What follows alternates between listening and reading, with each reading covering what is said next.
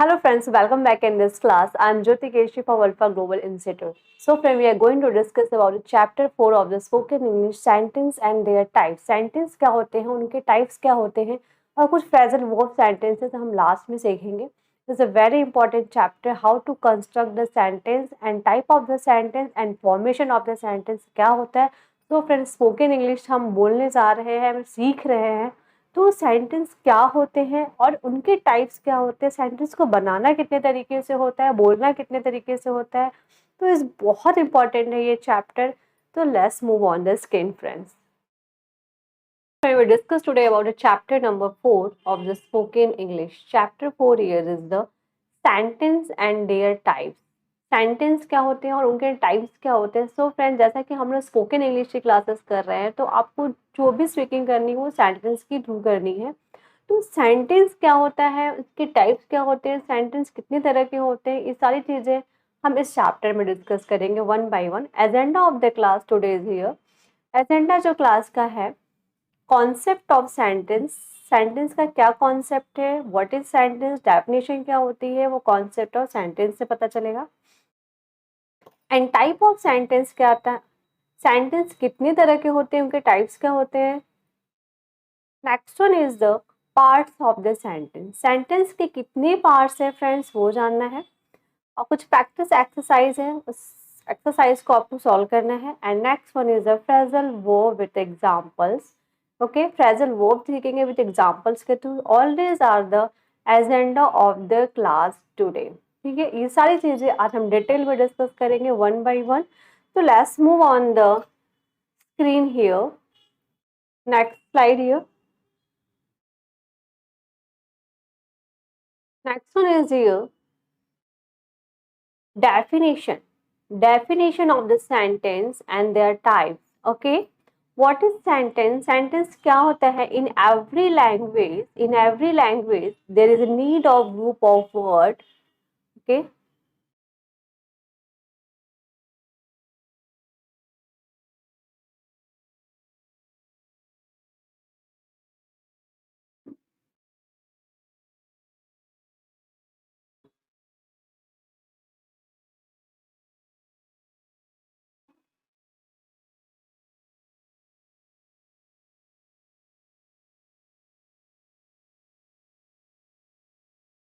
okay. Sentence क्या होता है, what is sentence? In every language there is a need of group of words to communicate. Such group of words that communicate a complete message is called a sentence. Is it clear? ये कह रहा है हर एक भाषा में, in every language, हर एक भाषा में मुझे there is a need of group of word, मुझे शब्द के समूह की जरूरत पड़ती है. किस लिए? टू कम्युनिकेट, बातचीत करने के लिए.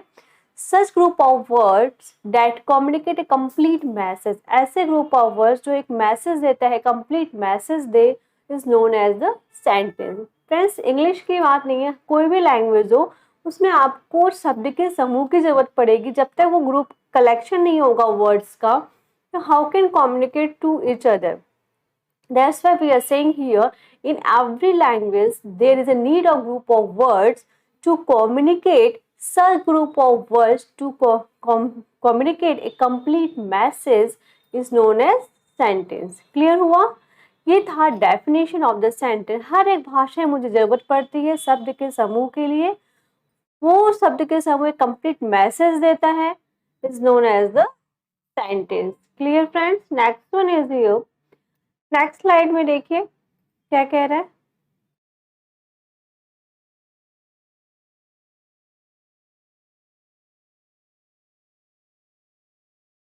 Sentence. This is the type of the sentence. Sentence divided into two forms, classification 1 and classification 2 here. ठीक है, क्लासिफिकेशन 1 में डिवाइड है, एक क्लासिफिकेशन 2 में डिवाइड है friends. Classification 1 is showing the type of the sentence. Classification is showing here the formation of the sentences. Clear हो गया? जैसे फ्रेंड्स हम लोग रेस्टोरेंट में खाना खाना, there is a lost cut from you.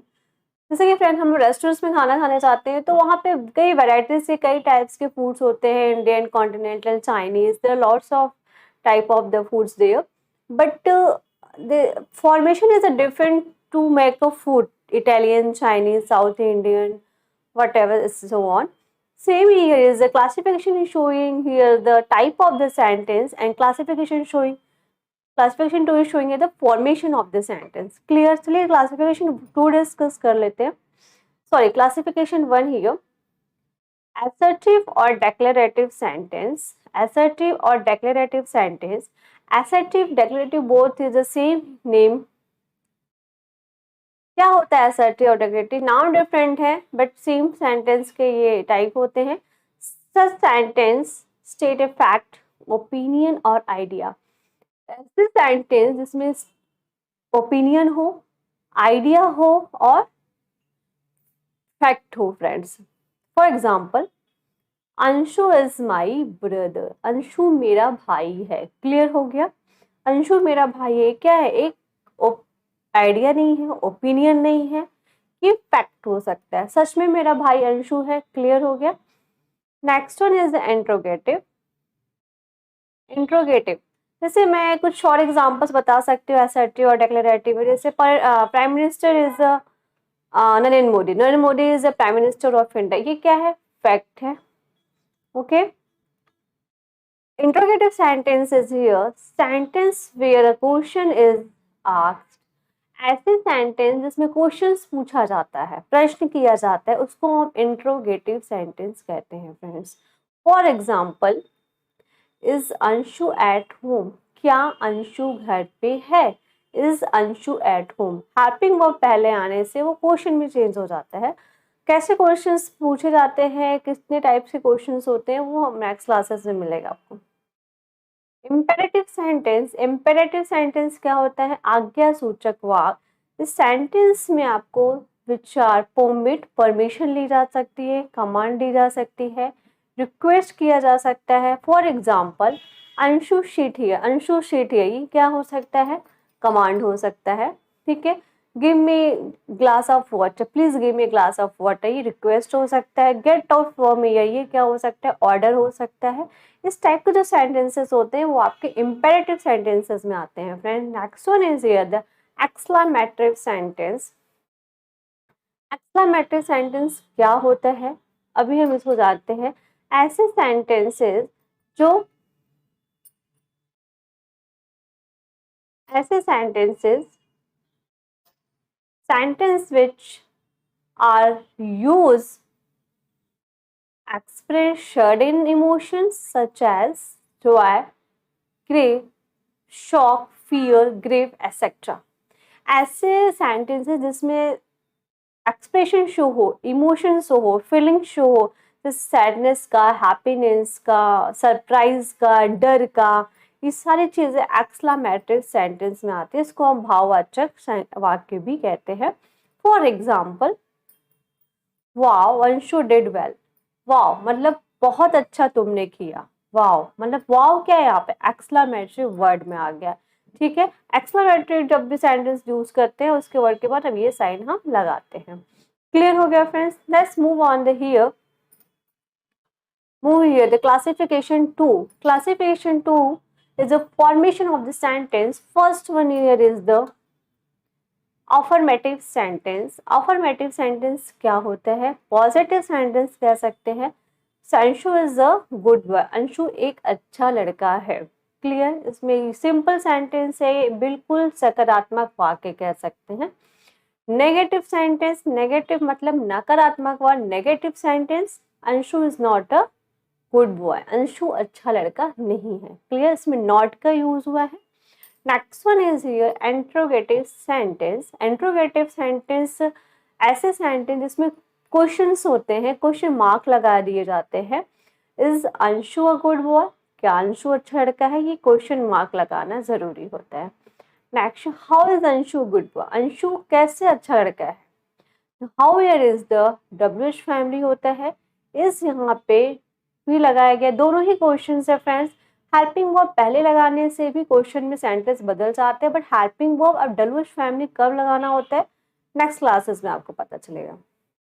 Next one is the negative interrogative sentences. Negative interrogative both include होता है, नेगेटिव भी आएगा इंट्रोगेटिव भी आएगा। For example, is Anshu not a good boy, क्या अंशु अच्छा लड़का नहीं है। तो all these are the formation of the sentences, affirmative, negative, interrogative and intronegative. इसके पहले मैंने सीखा था क्लासिफिकेशन फॉर्म में टाइप ऑफ द सेंटेंसेस कितने तरह के होते हैं। There are 4 type of the sentences, affirmative, declarative, sorry, classification 1 में मैंने सीखा था type of the sentence, assertive और declarative both are the same here, name is a different. And next one is the interrogative sentence, next one is the exclamative sentence, last one is the imperative sentence. Clear friend? There are 4 type of the sentences in a classification 1. In classification 2 there are 4 type of the sentences. All these are the formation of the sentences, affirmative, negative, interrogative and interrogative. Is it clear to all of you? Okay, move on the next slide here. Move on the next slide.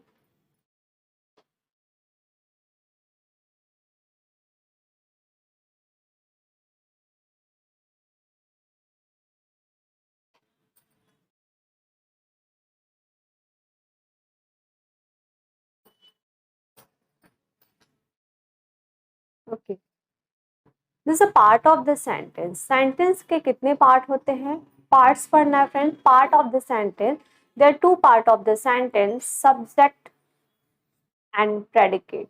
Subject and predicate friend, subject क्या होता है, predicate क्या होता है।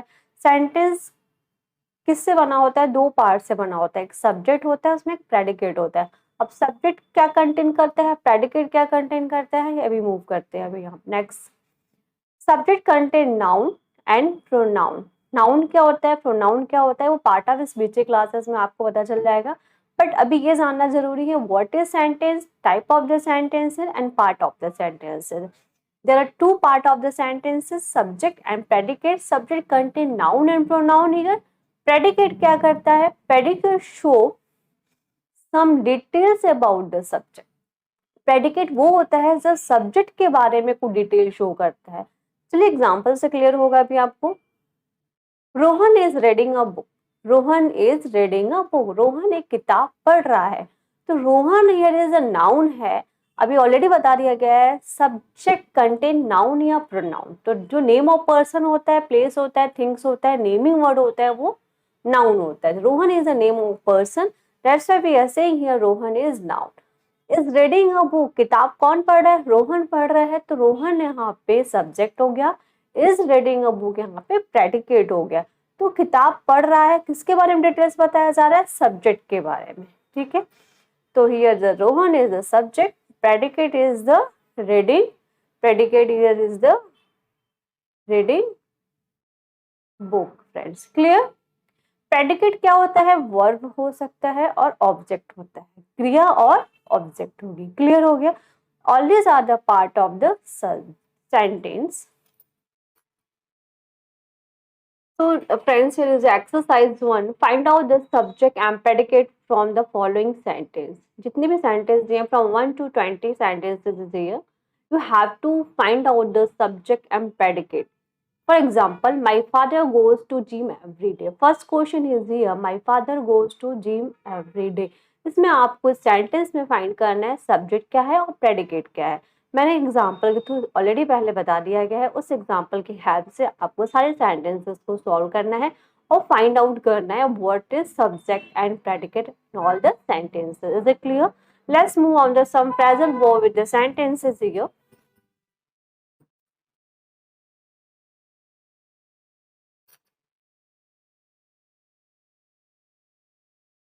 There's some phrasal verb with the sentences. First one is the patch up. Patch up means होता है repair the relations, make things better. रिश्तों को, दीदी कभी भी हम बोलते तो मत आया करो।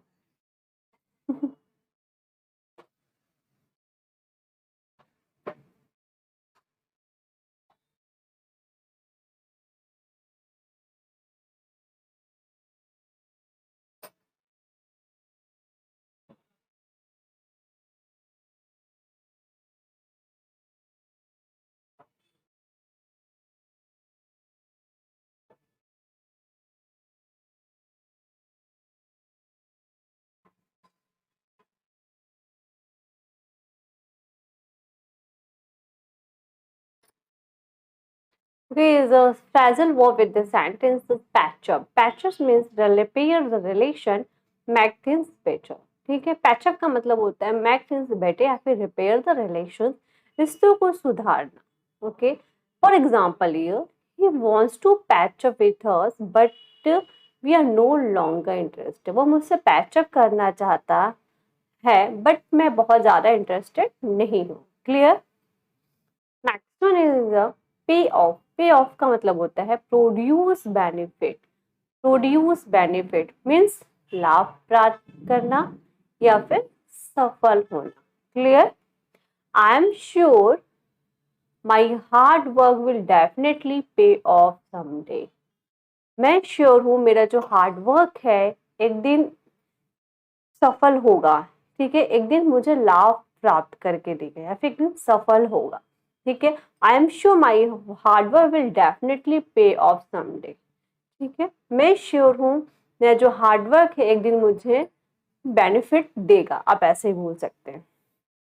Next one is the pile up. Pile up का मतलब होता है एक्युमुलेट, ढेर लग जाना. ढेर लग जाना. For example I was leave on last week. I was on leave last week. The whole work was piled up. सारे काम इकट्ठे पड़े थे. मेरे लास्ट वीक में छुट्टी पे थी, सारे काम इकट्ठे पड़े हुए थे. इसको हम बोल सकते हैं एक वर्ड में पाइल अप. ओके, ये 3 फ्रेजल वर्ब सीखा मैंने, पैच अप, पे ऑफ एंड पाइल अप. इस पे आपको एक कुछ और सेंटेंसेस बना के प्रैक्टिस करनी है friends. All this about the all this about the all this about the some. So friends, I have finished this chapter, the sentence and their type. You have to revise this chapter and make some sentence on a phrasal verb sentence. Thank you so much for watching this video.